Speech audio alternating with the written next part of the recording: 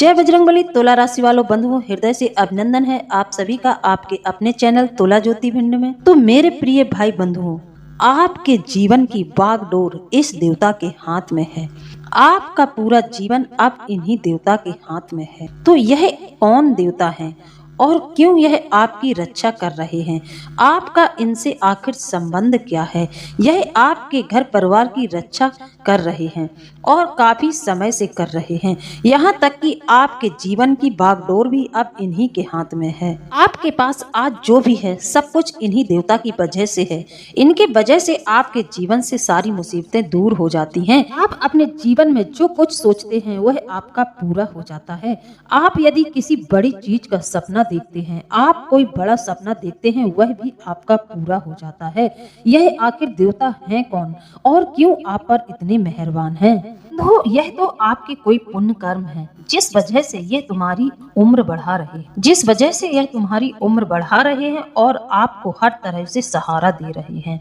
आपके जीवन में ग्रह नक्षत्रों के चलते कई ऐसे योग बने हैं जिन योगों से आपको बहुत ज्यादा हानि हो जाती, लेकिन इन देवी देवताओं की कृपा से आप पर कभी ग्रहों का भी बुरा प्रभाव नहीं पड़ता है। आपके सारे ग्रह आपके अनुकूल ही रहते हैं क्योंकि आपके ऊपर इस दिव्य शक्ति का हाथ है। इसके लिए बंधुओं, आपको हमारे साथ वीडियो में अंत तक जुड़े रहना होगा, तभी हम आपको संपूर्ण जानकारी दे पाएंगे। तो बंधुओं, आप लोगों से अनुरोध है कि वीडियो में शुरू से लेकर अंत तक बने रहें। साथ ही हमारे जो भी भाई बंधु इस चैनल से नए जुड़ रहे हैं, उनसे भी मेरी प्रार्थना है कि चैनल को सब्सक्राइब जरूर कर लें, वीडियो को शेयर कर दें और कमेंट के माध्यम से बजरंगबली का आभार व्यक्त जरूर करें। जी हाँ, यहाँ पर आपका एक भी रुपए पैसा नहीं लगेगा। यदि आप कहीं भागवत सुनने जाते हैं तो आप पूरे 7 दिन की भागवत सुनते हैं। इसके बाद आप व्यासपीठ पर कुछ न कुछ चढ़ौती जरूर चढ़ाते हैं, तभी आपकी भागवत सुनने का फल पूरा होता है।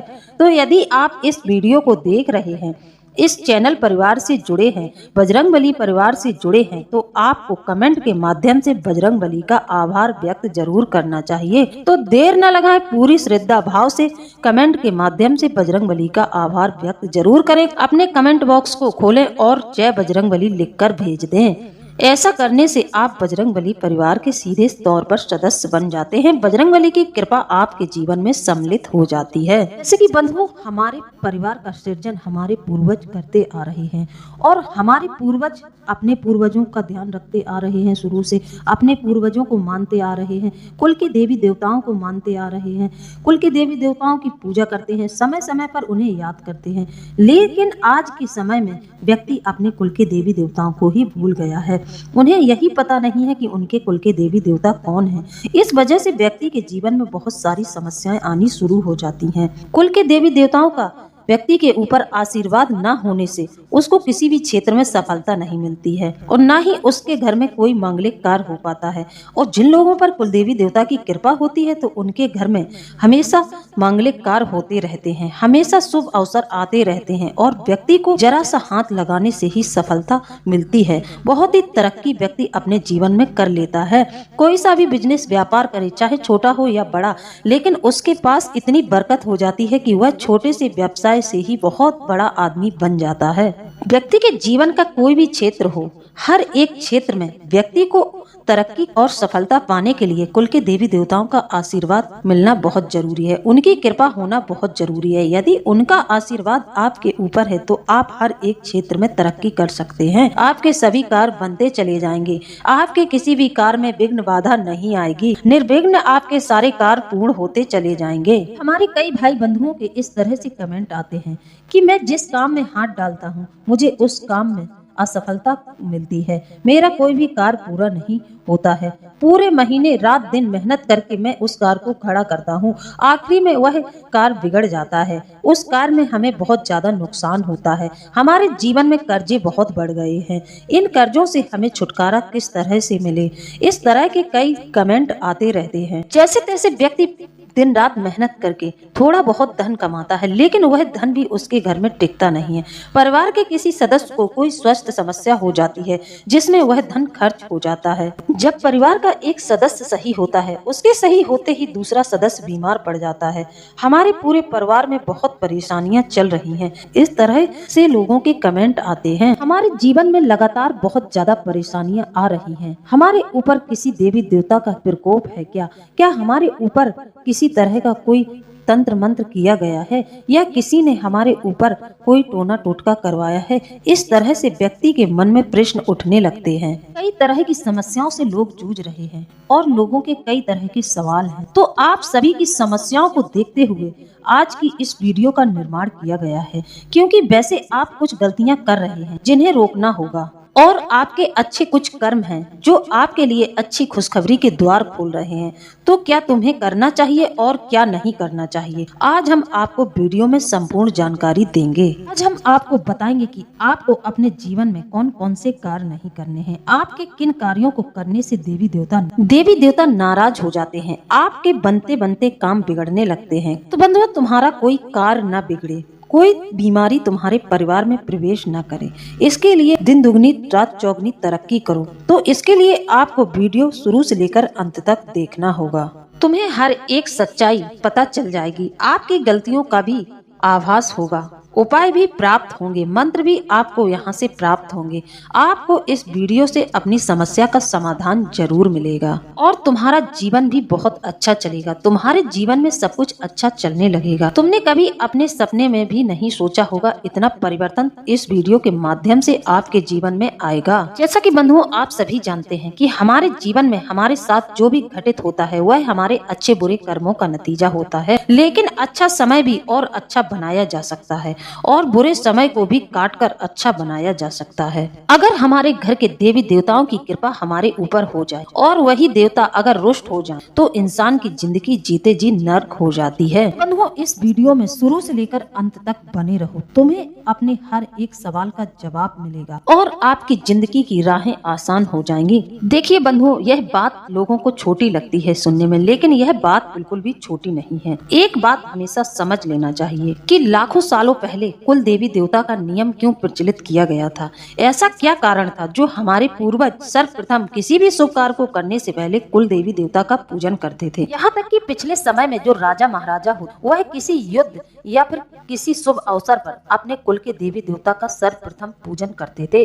कुल के देवी देवता के नाम से ही किसी कार्य की शुरुआत करते थे। कुल के देवी देवता को पूजने का प्रचलन पहले बहुत ज्यादा रहता था। हमारे पूर्वज हमेशा कुल के देवी देवताओं को मानते आ रहे हैं, लेकिन आज की पीढ़ी ने मानना बंद कर दिया है। बंधुओं, कुल के देवी देवताओं को पूजने का नियम क्यों प्रचलित किया गया है? ऐसा क्या कारण था कि हर इंसान की कोई कुल देवी या कुल देवता होते थे? तो बंधुओं, उसके पीछे कारण यह था कि ऐसा करने से इंसान कभी अपने जीवन में भटकता नहीं है, वह अपनी राह से भटकता नहीं है और वह कभी भी किसी दुष्कर्म को नहीं करे, इसलिए यह रीति बनाई गई है। कई बार लोगों का काम नहीं बनता तो वो भगवान बदल लेते हैं, किसी अन्य धर्म के देवी देवताओं की पूजा आराधना करने लगते हैं। एक भगवान को छोड़कर दूसरे भगवान को पकड़ना यह व्यक्ति की सबसे बड़ी गलती होती है। बात बताइए बंधुओं, क्या आप अपने भगवान को छोड़कर, अपने कुल के देवी देवताओं को छोड़कर किसी अन्य देवी देवता का सहारा लेते हैं, उनका आश्रय लेते हैं, तो क्या आपके कार्य बनने लगते हैं?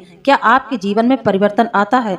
जी नहीं, आपके जीवन में कुछ भी नहीं बदलता है, उल्टा और ज्यादा आपके जीवन में परेशानियां आनी शुरू हो जाती हैं। ऐसे कर्मों से आप अपने कुल के देवी देवता, अपने पूर्वजों को भी रुष्ट कर देते हैं, जिनका प्रकोप आप पर और ज्यादा बरसने लगता है। कई लोग तो ऐसे हैं जो धर्म ही बदल लेते हैं, अपने धर्म को छोड़कर दूसरे धर्म को अपना लेते हैं। जो लोग ऐसा करते हैं वह अपने भगवान को लेकर भिन्नता पैदा करते हैं, भटकते हैं। इसलिए एक देवी देवता की पूजा का विधान हमारे शास्त्रों में भी बताया गया है। कहा गया है, एक के साधे सब सधे, सब साधे सब जाए। तो आप लोगों को यह गलती बिल्कुल नहीं करनी चाहिए। किसी एक देवता की शरण ले लेनी चाहिए और एक देवता को अपना तन मन धन सब सब कुछ समर्पित कर देना चाहिए और उन्हीं की शरणागति में आपको रहना चाहिए, उन्हीं की आराधना करनी चाहिए। व्यक्ति अपने जीवन में कभी भटके ना, इसलिए हर एक के एक कुल देवी और देवता होते हैं और कुल देवी देवता की पूजा का विधान बताया गया है। वही एक जगह सभी लोग घर परिवार के एकत्रित होकर कुल की पूजा करते हैं, कुल की देवी देवताओं की पूजा करते हैं। इसमें पूरा परिवार एकत्रित होता है। इसमें ऐसा नियम भी बनाया गया है जो हमारे पूर्वजों ने पहले ही बना दिया है। उनका यह नियम बनाने का मकसद यह भी रहा होगा कि उनका परिवार एकजुट होकर रहे। जब भी कुल की पूजा होती है तो कोई एक व्यक्ति अकेले नहीं कर सकता, इसमें पूरे परिवार को एकत्रित किया जाता है, तभी कुल देवी देवता की पूजा आराधना होती है, तभी उनकी पूजा कराई जाती है।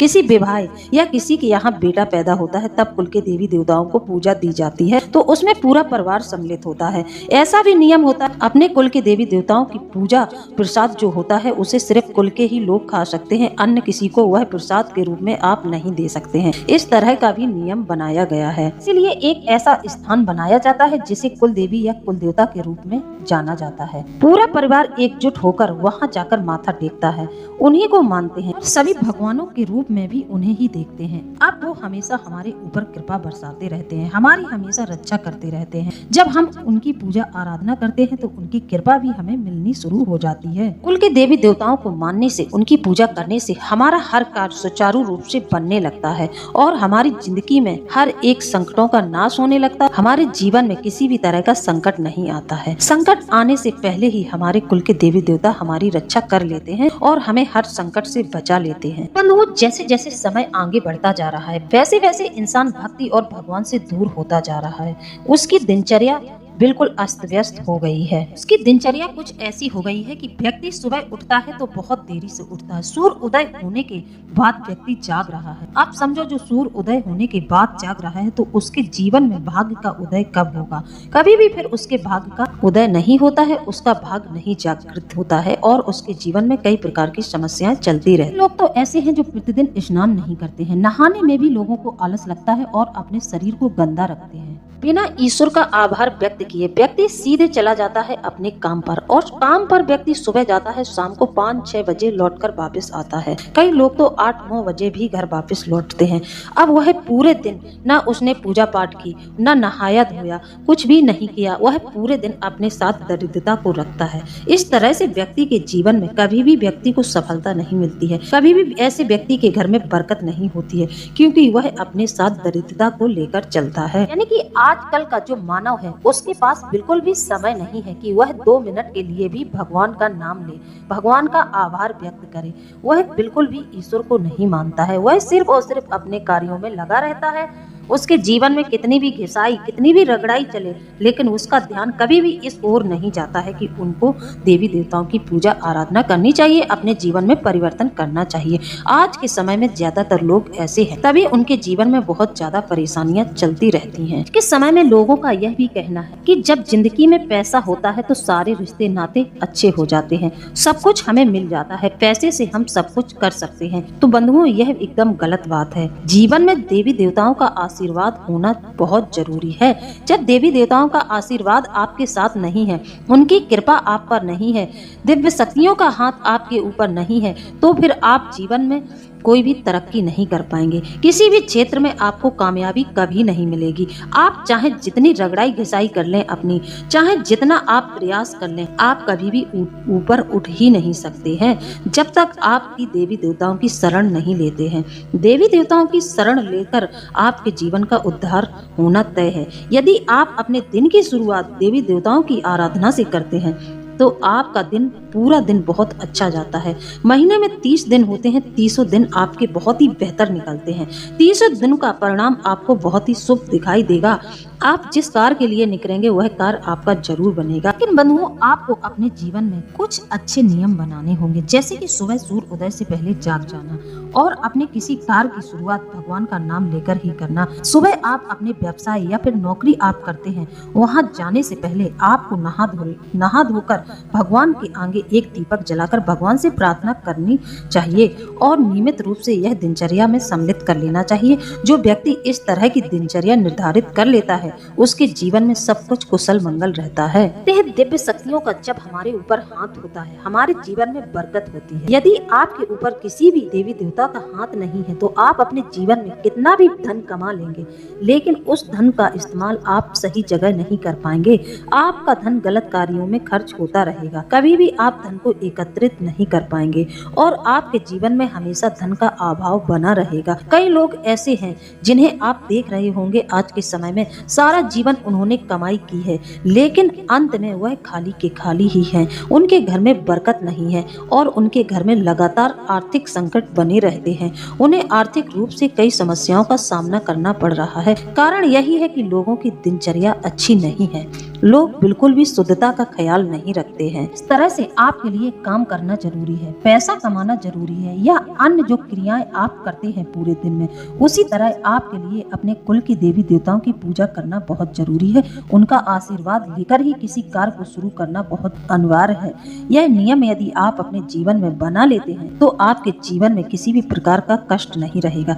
जैसे कि बंधुओं, आप सुबह सोकर जागते हैं तो कम से कम आप यदि हनुमान जी को मानते हैं तो आप हनुमान जी को बोलकर राम राम जरूर कर लिया करें। सुबह जागे हनुमान जी का ध्यान करें और राम राम जरूर उनसे बोलें। यदि आप अपने कुल के देवी देवताओं को मानते हैं, जैसे कि आपके कुल की देवी माता काली है, तो आप माता काली को सुबह उठते ही, बिस्तर से उठते ही पैर जमीन में बाद में लगाएं। पहले देवी देवताओं के नाम से सबके पैर छुएं, जमीन में ही हाथ लगाकर सबके नाम से पैर छुएं, सबको याद करें। इसके बाद आप अपने हथेलियों के दर्शन करें और 3 बार अपने हथेलियों को रगड़कर अपने चेहरे पर लगाएं। जो व्यक्ति इस दिनचर्या को निर्धारित कर लेता है अपने जीवन में, उसके जीवन में कभी भी आर्थिक संकट नहीं रहते हैं। धन का तो अभाव जैसे कि समाप्त ही हो जाता है, साथ ही और अन्य तरह के सुख वैभव व्यक्ति को प्राप्त होने लगते हैं। देवी देवताओं को याद करना और दूसरों पर दया भावना रखना, पशु पक्षियों पर, जानवरों पर दया रखना, उन्हें समय समय पर भोजन देते रहना, दान धर्म करने से देवी देवता प्रसन्न होते हैं। तो बंधुओं, अगर आप इस तरह के अच्छे कर्म करते हैं, आपकी दिनचर्या अच्छी है, तो फिर आपके जीवन में कभी भी किसी तरह का संकट नहीं रहेगा। आपके सारे संकट आपके देवी देवता पहले ही समाप्त कर देंगे, आप तक इन संकटों की आंच तक नहीं आने देंगे। आज की जो युवा पीढ़ी है वह इन सब बातों को नहीं मानती है, लेकिन बंधुओं, यदि आप अपने जीवन को बदलना चाहते हैं, आप इस वीडियो को देख रहे हैं, तो आप अपने जीवन में 100% परिवर्तन ला सकते हैं। हम जो जो कार्य आपको बता रहे हैं, उन कार्यों को आपने यदि करना शुरू कर दिया, अच्छे कार्यों को यदि आपने अपने जीवन में अपना लिया, तो आपके जीवन में परिवर्तन आ जाएगा, चमत्कार आ जाएगा। मानो आपके जीवन से दरिद्रता और छोटी छोटी जो समस्याएं हैं सभी समाप्त हो जाएंगी। दूसरा कर्म आपको यह बनाना है, जैसे कि आज के समय में व्यक्ति पराई माताएं बहनों पर नजर डालते हैं, पराई स्त्रियों पर नजर डालते हैं, इससे भी उनके कर्म खराब हो जाते हैं। इस तरह के कर्म जिस व्यक्ति के होते हैं उनसे 100% उनके पूर्वज, उनके कुल के देवी देवता नाराज हो जाते हैं और उनके जीवन में बहुत ज्यादा परेशानियां आनी शुरू हो जाती हैं। तो इस तरह के कुकर्मों से हमेशा बचकर रहें, इन सब बातों में बिल्कुल न पड़े। यदि आपसे कोई यह सब गलत बातें कर रहा है, कोई इन नकारात्मक बातों को आपके सामने कर रहा है, तो उसकी बातों पर बिल्कुल ध्यान न दें, उसे वहीं पर रोक दें, उससे बोल दें कि भैया यह बातें मेरे सामने मत करो, यह बातें किसी और को सुनाओ, हमें इन बातों से बिल्कुल मतलब नहीं है। और उसे समझाएं कि इन सब कार्यों को छोड़ दें, इन सब कार्यों में कुछ नहीं रखा है, ऐसा करने से हमारे कुल के देवी देवताओं का दोष हमें लग जाता है, और जब देवी देवता रुष्ट हो जाते हैं, उनका दोष हमें लग जाता है, तो फिर हमें जीवन में कई तरह की समस्याओं का सामना करना पड़ता है। यह जो कर्म ऐसे व्यक्ति के हो जाते, उल्टे सीधे इन कर्मों को व्यक्ति करने लगता है, जैसे कि कई लोग मांसाहार करने लगते हैं, जुआ शराब करने लगते हैं, किसी पराई स्त्री पर बुरी नजर डालने लगते हैं। जब व्यक्ति के ऐसे कर्म हो जाते हैं तो व्यक्ति के जीवन में दुखों का तूफान आ जाता है। इतने दुख एक साथ व्यक्ति के जीवन में आते हैं कि व्यक्ति तिलमिलाकर यहाँ वहाँ भागता है कि अब वह इन समस्याओं से कैसे छुटकारा पाए, कैसे इन समस्याओं का समाधान करे, उसको कुछ भी समझ में नहीं आता है। बंधुओं, कहते हैं ना कि अच्छे कर्म का नतीजा हमेशा अच्छा मिलता है, लेकिन जब हम बुरे कर्म करते हैं तो बुरे कर्म का नतीजा डबल बुरा होकर हमें मिलता है। हमारे साथ बुरे कर्म का नतीजा बहुत बुरा होता है। इंसान के पास कुछ हो ना हो, सुख समृद्धि धन दौलत हो या ना हो, लेकिन व्यक्ति का चरित्र अच्छा होना चाहिए, उसके अंदर संस्कार और चरित्र अच्छे होने चाहिए। यदि व्यक्ति चरित्र का अच्छा है, अच्छे चरित्र में देवी देवताओं का वास होता है। अच्छे चरित्र वाले इंसान पर दिव्य शक्तियां हाथ हमेशा बनाए रखती हैं। दिव्य शक्तियों का आशीर्वाद हमेशा अच्छे चरित्र वाले व्यक्ति के जीवन में बना रहता है। अब जो लोग दूसरों की हिंसा करते हैं, दूसरों की बुराई करते हैं, दूसरों की बेईमानी करते हैं, दूसरे के धन को हड़प लेते हैं, वो एक बार अपनी आत्मा से यह प्रश्न जरूर पूछें, क्या सामने आ रही किसी लड़की या महिला को आप किस नजर से देखते हैं? आप अपनी आत्मा से ही यह सवाल करें। आपकी अंतर आत्मा आपको स्वयं ही जवाब दे देगी कि आप यदि किसी महिला को माँ की नजर से देखते हैं, बहन की नजर से देखते हैं, तब तो ठीक है। यदि आपने किसी महिला को किसी गंदी नजर से देखा है, तो फिर आपके जीवन में उसी दिन आपको अपने कुल के देवी देवताओं का दोष लग जाता है। या आपने किसी का धन बेईमानी से हड़पा है, तो उसी दिन से आपके जीवन में देव दोष प्रारंभ हो जाता है। आपको अपने कुल के देवी देवताओं का श्राप लग जाता है, क्योंकि वह कभी नहीं चाहेंगे कि हमारे वंशज इस तरह के बुरे कर्म करें। हमारे जो पूर्वज होते थे वह बहुत ही समझदार होते थे, वह बहुत ही पूजा पाठ करते थे, उनके विचार बहुत ही अच्छे होते थे, वह अपने बच्चों को भी बहुत अच्छे संस्कार देते थे। पहले के जमाने में लोगों के मन में कितना भाव होता था। यदि उनके घर में कोई उनका सगा संबंधी आता था, कोई रिश्तेदार आता था, तो लोग उन्हें सीने से लगा लेते थे, भाव विभोर हो जाते थे और उनका स्वागत सत्कार बहुत अच्छे से करते थे। लेकिन आज के समय में लोगों के यहाँ अतिथि आ जाते हैं तो लोगों का मुंह फूल जाता है। लोगों को अतिथियों का आना बिल्कुल अच्छा नहीं लगता है। जैसे कि किसी के घर में बेटा बहू है, तो बेटा बहू के ससुराल पक्ष के लोग आ जाएंगे तब तो ठीक है। यदि ससुर या सास के पक्ष के कोई रिश्तेदार आ गए, तो बेटा बहू बिल्कुल भी उनका आदर नहीं करेंगे। उनका आना उन्हें इतना खलेगा मानो कि उनके घर में कितनी बड़ी समस्याएं आ गई है। लोग यहीं पर गलती करते हैं। अतिथि भगवान का रूप होता है। अतिथि देवो भव हमारे भारत देश में कहा गया है, अतिथि देवो भव, अतिथि को भगवान का दर्जा दिया गया है। तो जब भी आपके घर में कोई अतिथि आता है, तो कभी भी उसका अनादर न करें, उसका सम्मान करें। आपकी जिस तरह की व्यवस्था है उसी तरह आप उनका सम्मान करें। उनको सम्मान के साथ अपने घर में शरण दें, उनको अच्छे से रखें और उनके साथ अच्छे से वार्तालाप करें, जिससे कि वह आपके घर से जब जाएं तो और चार जगह जाकर आपकी तारीफ करें और उनका मन प्रसन्न हो जाए। जब लोग अच्छा बर्ताव करते हैं अतिथियों के साथ, तो अतिथि और चार जगह जाकर बड़ाई करते हैं और अच्छा बताते हैं कि उनका बेटा बहुत अच्छा है, उनकी बहू बहुत अच्छी है। इस तरह की बातें आपको सुनने में मिलती हैं और ऐसे व्यक्ति के घर में ईश्वर की भी कृपा बरसती है। ऐसे लोगों से ईश्वर भी बहुत प्रसन्न होते हैं जो अतिथियों का सम्मान करते हैं। जो अतिथियों का अनादर करते हैं वह साक्षात माता लक्ष्मी का अनादर कर देते हैं। उनके घर से देवी देवता रुष्ट हो जाते हैं। तो कभी भी इस तरह की गलती आपको नहीं करनी है। तो इन चीजों को यदि इंसान अपने जीवन में उतार ले, इन्हें समझ जाए, तो उनके जीवन में कभी भी किसी तरह का दुख दर्द न आए। लेकिन विडंबना यह है कि आज के समय में सब आंख मूंद कर चल रहे हैं। कोई यह नहीं सोच रहा है, कोई बुद्धि विवेक नहीं लगा रहा है कि हम गलतियां कहाँ कर रहे हैं। व्यक्ति अपने जीवन में लगातार गलतियों को करता रहता है और यहाँ वहाँ अपनी समस्याओं का समाधान ढूंढने के लिए घूमता रहता है। कहीं इस बाबा के पास जाएंगे, कहीं उस मंदिर में जाएंगे, अपनी समस्याओं का समाधान ढूंढने के लिए तांत्रिकों के पास जाएंगे। लेकिन कभी भी व्यक्ति अपनी बुद्धि विवेक का इस्तेमाल नहीं करता कि आखिर उसके जीवन में इतनी परेशानियां चल क्यों रही। क्या वह इन परेशानियों का कारण स्वयं ही तो नहीं है? क्या उसके वजह से ही उनके जीवन में इतनी परेशानियां बनी हैं? क्या उनके कर्म खराब हैं? क्या वह अच्छे कर्म कर रहे हैं? क्या वह किसी गरीब व्यक्ति को परेशान तो नहीं कर रहे हैं? या किसी जानवर के साथ कोई हिंसक वातावरण तो नहीं कर रहे हैं? कई तरह के लोगों के कर्म ऐसे होते हैं जो उन्हें इस दुर्गति में ले जाते हैं। कभी भी व्यक्ति इस बात पर नजर नहीं रखता है, अपने अंदर नहीं झांक कर सोचता है और यहाँ वहाँ समाधान ढूंढने निकल जाता है और भटकता रहता है। अंत में होता कुछ नहीं है, समस्या ज्यों को त्यों रहती है, जीवन में परेशानियां चलती रहती हैं और अंत में वह ऐसे ही मर जाते हैं। अगली पीढ़ी भी उनकी ऐसे ही निकल जाती है, क्योंकि उन्होंने न तो खुद में संस्कार पैदा किए और न ही अपने वंशजों को संस्कार दिए। जो उनके बच्चे हैं, जो उनके नाती पोते हैं, उनको भी उन्होंने जिंदगी की हकीकत से सामना नहीं कराया और लगातार समस्याएं उनके जीवन में भी बनी रहती हैं। बात करते हैं कि उपाय में आपको यही करना है। यदि जीवन में बार बार आपको हार का सामना करना पड़ रहा है तो हनुमान जी की शरण ले लें। साथ ही बीते समय में आपने यदि कुछ दुष्कर्म किए हैं, किसी का अहित किया है, उसके लिए भी हनुमान जी के सामने बैठकर क्षमा मांगे और दोबारा उन बुरे कर्मों को दोहराने का प्रयास न करें।